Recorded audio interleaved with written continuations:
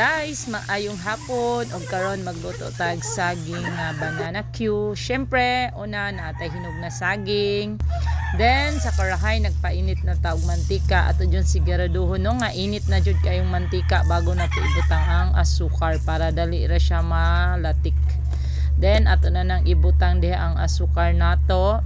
Paabuton lang nato siya nga mo bubbles na siya nga pariha ani kanang musaka na ang asukar kay latik na di po nato paabuton nga mo brown na kaayo kay ma-overcook po na siya ang asukar mo pait ug masunog. So ibutang na nato ang atong saging.